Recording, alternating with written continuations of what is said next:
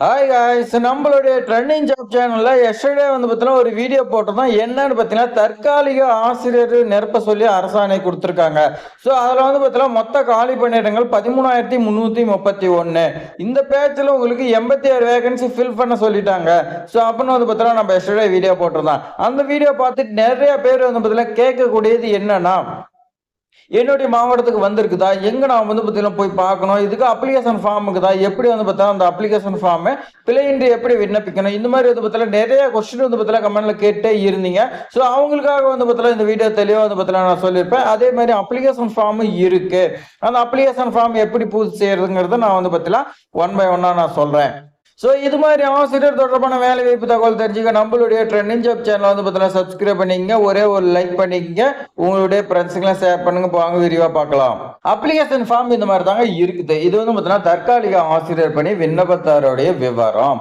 நீங்க வந்து பார்த்தீங்கன்னா ரெசிப்ட் கொடுப்பீங்க பாருங்க, அதை வந்து பார்த்தீங்கன்னா அப்ளிகேஷன் ஃபில் பண்றது தான். ஒவ்வொரு ஸ்கூலை பொறுத்தா வந்து பார்த்தீங்கன்னா மாறுபடும். ஏன்னா அந்தந்த ஸ்கூல் வந்து பார்த்தீங்கன்னா எஸ்எம்சி மூலம் தேர்வு செய்யும் போது அந்தந்த ஸ்கூல்ல தான் செலக்ட் பண்ணாங்க. அப்ப அந்தந்த தலைமை ஆசிரியர் வந்து பார்த்தீங்கன்னா வேணும்னு சொல்லலாம், இல்ல வந்து பார்த்தீங்கன்னா தேவையில்ல நீ ரெசிப்ட் மட்டும் கொடுத்தா போதுன்னு சொல்லலாம், இல்ல நான் எனக்கு அப்ளிகேஷன் ஃபார்ம் தான் கொடுக்கணும் அப்படின்னு கேட்டாங்களா, நீங்க வந்து பார்த்தீங்கன்னா இந்த ஃபார்ம் ஃபில் பண்ணி கொடுக்கலாம். ஸோ அதுக்காக தான் வந்து பார்த்தீங்கன்னா நம்ம வீடியோ போட்டிருக்கோம். இப்போ ஃபர்ஸ்ட் கொஸ்டின், இது என்னோட மாவட்டத்துக்கு வந்திருக்கா, நான் எப்படி போய் விண்ணப்பிக்கணும் அப்படின்னு வந்து பார்த்தீங்கன்னா கேட்குறீங்க. அது என்ன சொல்லணும்னா, இதுக்குன்னு வந்து பார்த்தீங்கன்னா தமிழக அரசு தனியாக நோட்டிஃபிகேஷன் விட கிடையாது.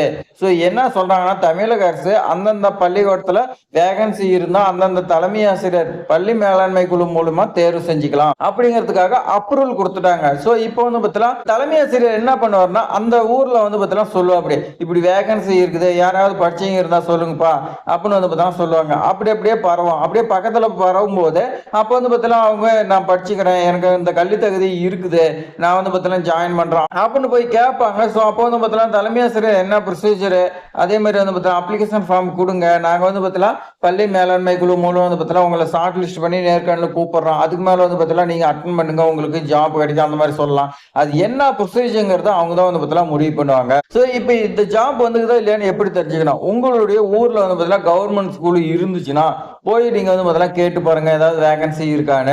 அப்படி இருந்துச்சுன்னா வந்து சொன்னாங்களா, நீங்க உடனே வந்து பார்த்தீங்கன்னா அப்ளிகேஷன் ஃபார்மோ இல்ல ரெசியூமோ நீங்க வந்து பார்த்தீங்கன்னா தலைமை ஆசிரியர்கிட்ட பேசுங்க. இல்ல வேகன்சி இல்லைன்னா ஒன்றும் பண்ண முடியாது. வேற உங்களுடைய ஊர்ல ஏதாவது சரௌண்டிங்ல இருந்துச்சுன்னா நீங்க வந்து பார்த்தீங்கன்னா செக் பண்ணி பாருங்க. ஸோ இப்போ வாங்க நம்ம வந்து பார்த்தீங்கன்னா அப்ளிகேஷன் ஃபார்ம் ஃபர்ஸ்ட் பார்த்தலாம். விண்ணப்பத்தாரோடைய பெயர், உங்களுடைய பேர் வந்து பார்த்தீங்கன்னா தமிழ்ல கேட்கறாங்க.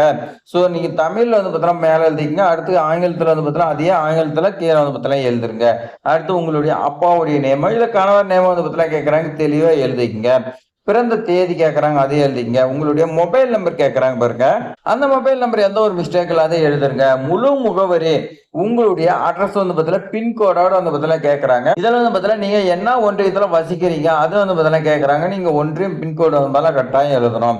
அதே மாதிரி 10ஆம் வகுப்பு மதிப்பெண் சான்றிதழ், உங்களுடைய மதிப்பெண் சான்றிதழ் மார்க் ஷீட்ல வந்து பார்த்தீங்கன்னா நம்பர் இருக்கு, அந்த நம்பர் எழுதிக்கங்க. அடுத்து எப்ப நீங்க வந்து பார்த்தீங்கன்னா பாஸ் பண்ணீங்க அதோடைய மாதம் வருடம் வந்து பார்த்தீங்கன்னா கேட்கறாங்க, அதே மார்க் ஷீட்ல இருக்கு, நீங்க போட்டுங்க. அதே மாதிரி தான் 12ஆம் வகுப்பு மார்க் ஷீட் நம்பர், எப்போ பாஸ் பண்ணீங்க எப்போ வந்து பார்த்தீங்கன்னா வெளியே போனீங்கிறது கேட்குறாங்க, வருடம் அதை எழுதிங்க. ஸோ நீங்கள் இப்போ வந்து பார்த்தீங்கன்னா உயர்கல்வி ஏதாவது படிச்சுக்கிறீங்களான்னு சொல்லி கேட்குறாங்க. நீங்கள் 12வது முடிச்சிட்டீங்க, அடுத்து நீங்கள் வந்து பார்த்தீங்கன்னா உயர்கல்வி தகுதி ஏதாவது பெற்றுக்கிறீங்களான்னு சொல்லி கேட்குறாங்க. டிடிஇடின்னு கேட்குறாங்க. இது படிச்சிருந்தீங்களா நீங்கள் வந்து அதெல்லாம் டிக் பண்ணுங்க. இல்லை நான் பிஏ படிச்சுக்கிறேன்னா பிஏ டிக் பண்ணுங்க. இல்லை நான் பிஎஸ்சினா டிக் பண்ணுங்க. இதெல்லாம் நீங்க வந்து பார்த்தீங்கன்னா பிஏ படிச்சுக்கிறீங்களா இல்லை பிஎஸ்சி ரன்ல என்னங்கிறது செலக்ட் பண்ண சொல்றாங்க. அதே மாதிரி நீங்க வந்து பார்த்தீங்கன்னா பிஎட்ங்கிறது ரெண்டுமே வந்து பார்த்தீங்கன்னா காமனு. ஸோ இந்த ஜாப் பொறுத்த வரைக்கும் பிஎட் வந்து பார்த்தீங்கன்னா கம்பல்சரி. ஸோ அதில் வந்து பார்த்தீங்கன்னா நீங்க பிஏவோ பிஎஸ்சி எம்ஏ எம்எஸ்சி இதில் ரன்ல என்னங்கிறத நீங்க டிக் பண்ணிக்கணும். பண்ணிட்டு அதில் நீங்க என்ன சப்ஜெக்ட் படிச்சுக்கிறீங்க அதை வந்து பார்த்தீங்கன்னா எழுதிக்கங்க. அதே மாதிரி தான் முதுகலை எதிராண்டு எழுதிக்கங்க. ஸோ அடுத்து நீங்க பட்டமானது பட்டய சான்றிதழ் நம்பர் வந்து பார்த்தீங்கன்னா கேட்குறாங்க. நீங்க டிகிரி வாங்கியிருப்பீங்க பாருங்க, அதில் ஓவரால் மார்க் ஷீட் கொடுத்துருப்பாங்க. உங்களுக்கு வந்து பார்த்தீங்கன்னா ஒரே ஒரு நம்பர் தான் இருக்குன்னு நினைக்கிறேன், அந்த நம்பர் வந்து பார்த்தீங்கன்னா போட்டுக்கங்க. தேர்ச்சி எப்போ நீங்க பாஸ் பண்ணி எப்போ வந்து பார்த்தீங்கன்னா வெளியே வந்தீங்க அதை வந்து பார்த்தீங்கன்னா கேட்குறாங்க, போட்டுங்க.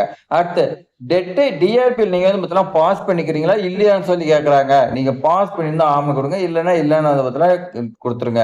அப்படி நீங்க பாஸ் பண்ணியிருந்தீங்கன்னா அதோட நம்பர் வந்து பார்த்தீங்கன்னா கேட்குறாங்க பாருங்க, அந்த நம்பர் நீங்க இந்த இடத்துல கொடுத்துக்குங்க. கொடுத்துட்டு எந்த வருடத்துல நீங்க டிஆர்பியோ டெட்டை நீங்க பாஸ் பண்ணீங்கன்னு கேட்குறாங்க, அதுல எத்தனை மார்க்னு சொல்லி கேட்குறாங்க. ஸோ இப்போ இந்த ஸ்கூல்ல வந்து பார்த்தீங்கன்னா வேகன்சி இருக்குன்னு சொல்லிட்டாங்களா, அந்த வேகன்சி வந்து பார்த்தீங்கன்னா இடைநிலை ஆசிரியரா இல்லை வந்து பார்த்தீங்கன்னா பட்டதாரி ஆசிரியரா, இல்ல முதுகலை ஆசிரியரா என்னங்கிறது நீங்க வந்து பார்த்தீங்கன்னா டிக் பண்ணிக்கங்க. நீங்க வந்து பார்த்தீங்கன்னா இளங்கலை மட்டும் தான் படிச்சுக்கிறீங்கன்னா, இளங்கலை டிக் பண்ணிக்கங்க. இல்லன்னா முதுகலை ஹை லெவல்ல படிச்சுக்கிறேன்னா, நீங்க முதுகலை வந்து பார்த்தீங்கன்னா டிக் பண்ணிக்கலாம். ஸோ பண்ணிட்டீங்களா? அடுத்து தற்காலிக ஆசிரியர் பணிக்கு வரும் பள்ளியின் பெயர் மற்றும் ஊரு.